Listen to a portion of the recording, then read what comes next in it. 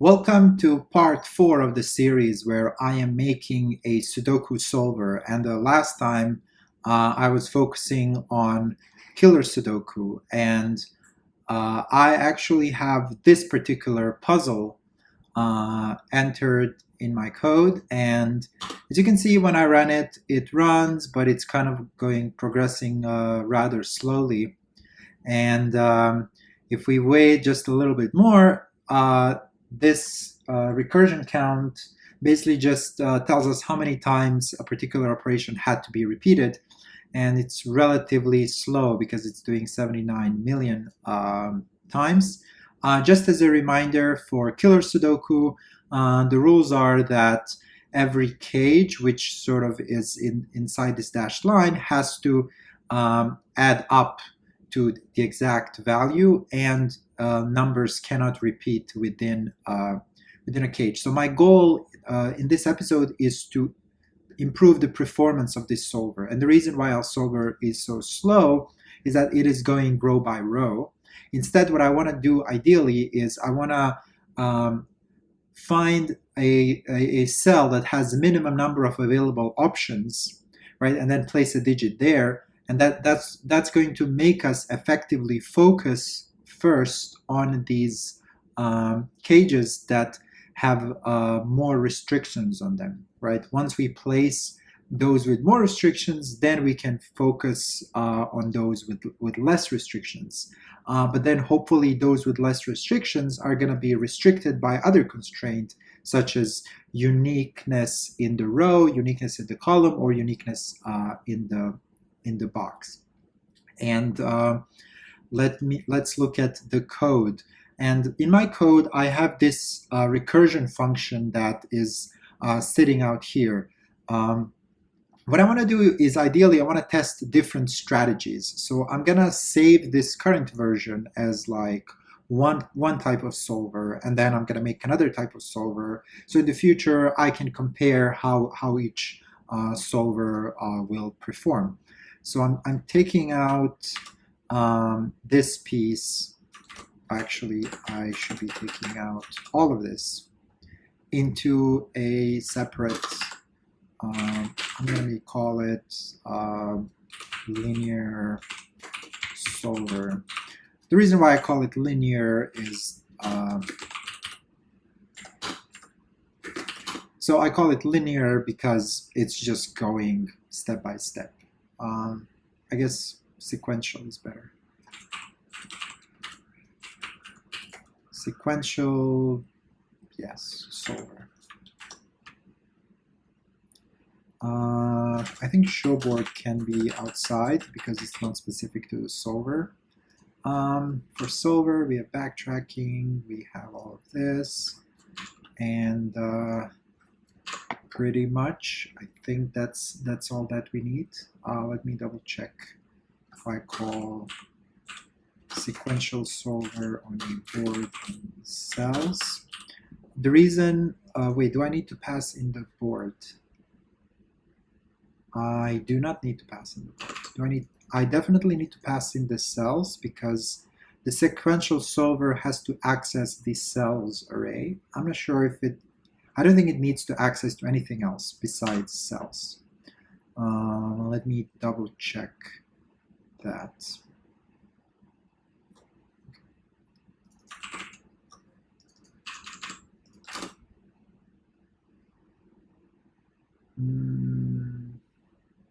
Cells not defined.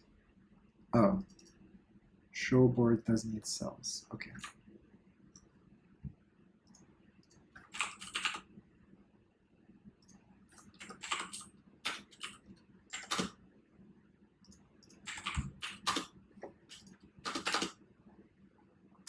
Perfect.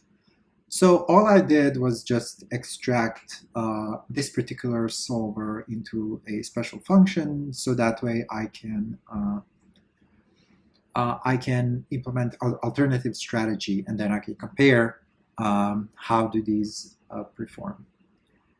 Now, get next cell is actually fairly specific to this solver, so I'm going to extract that one into a sequential solver.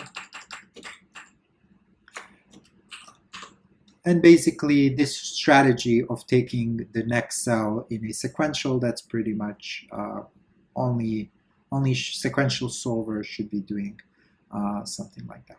So let's us now see the other kind of solver, which should be how should I call it? Well, this one is like, so minimum options, right? So min options solver. Basically, what's gonna do is it will look.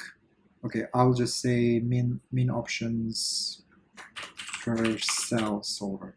What it's gonna do? It's gonna look at every cell, compute how many options are remaining for that cell, and then go to that specific cell directly. So I'm gonna be calling it like this. Okay, perfect.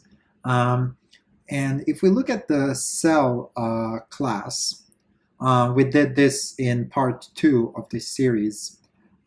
Cell, what does it has? It has a constraint. We can set an unset value, and we need to we can get the available options for this cell. And the way that we compute these available options is we have to ask every constraint, hey, how are you constraining me? And then basically intersection of all those constraints are going to be the available options for this cell. Because for now, I care about the number. I'm just going to do that get count of options. And this one is just gonna do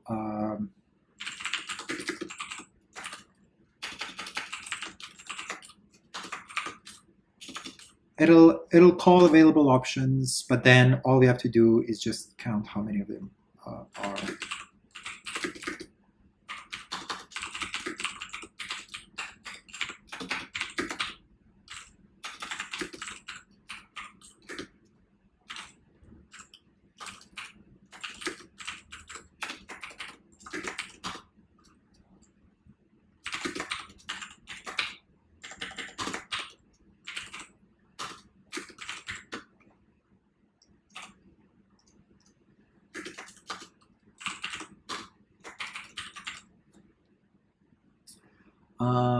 Perfect.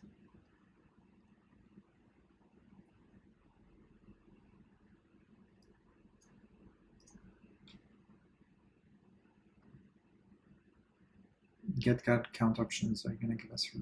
So let me test if this function works. I'm going to say cells of 0, 1, and 2. So I want to test it on this particular cell right here. And if I go to my solver, I can say console log cells of 2 get available options show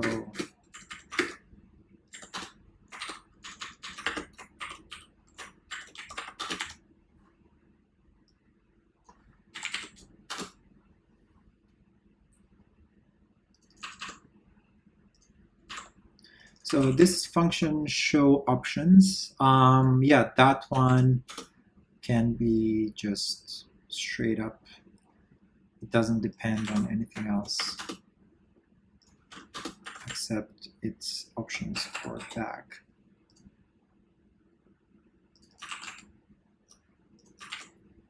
And I'm going to be calling min. I'm going to be calling this other solver. I don't want to use sequential solver anymore. And so it only has, it has 2 options, 1 and 2, which is correct. Yes, for sure. Let me try this one, just for fun. 0, yeah, that should be 7. That should be get available cells of 7. So it has 6 options. Okay, I think that makes sense because it has to be 4. If I put 4 and 9, that will sum up to 13. So, and those are 6, 1, 2, 3, 6 options. Okay. Now that we have these options, we have to fix our backtracking. Like currently, backtracking is still using this get next cell. So we're gonna drop all of that. We don't need that. In fact, we're not gonna be passing row and column anymore to the backtracking.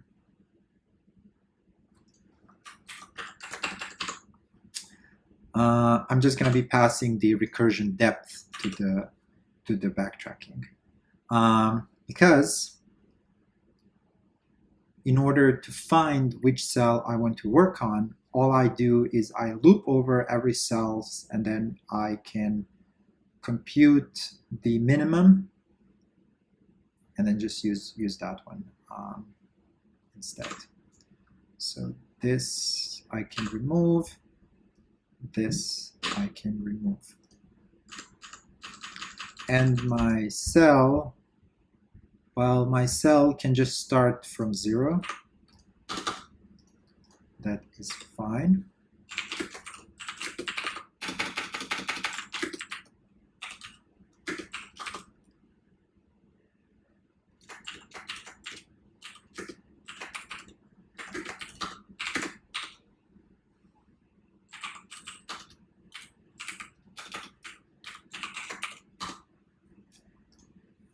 I should also call it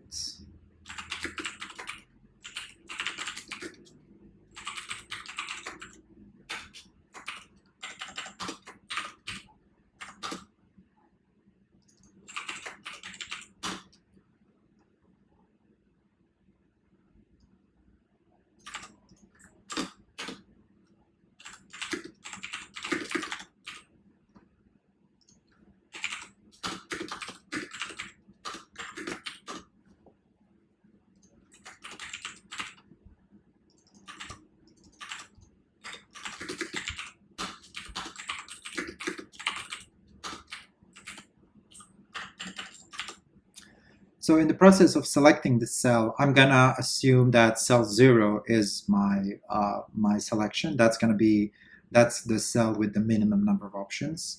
And then for the other ones, I will go from okay. I suppose I could make this little, yes. So I'll just use cell length. That's more universal. That kind of makes more sense. And we are looking at available options. And if this one is less than the one that we already found, we update. We take the value. Oh yeah, okay. And so one thing is we should filter out. Okay, yes. So we should filter out those ones that already have the value set. Okay, so I'm just gonna call it pending cells.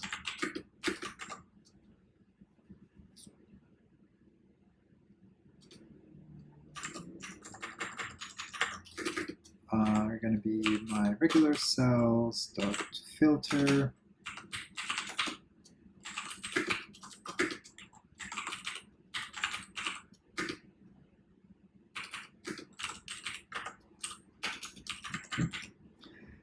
So I'm taking only cells that don't have a value set. Those are what I call pending cells. And I can say if pending cells dot length is equal to 0, then that's essentially I found a solution, right? If my pending cells, if I don't have any more pending cells, then I found a solution. Otherwise, I can print out the depth. That's fine. So now I need pending cells here, pending, pending, pending. And I don't need to perform this check anymore because I know whatever is remaining in the pending cells has null.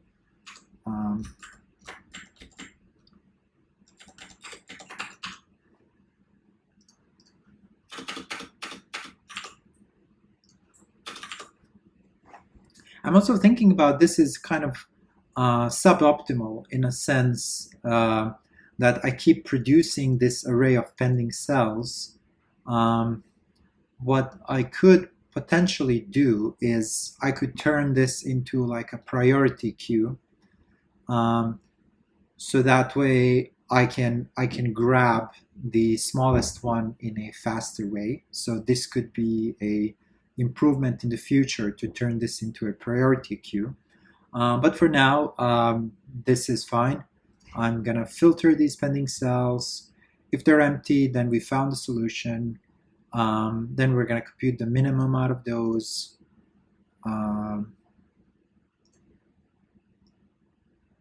This should be get count of options.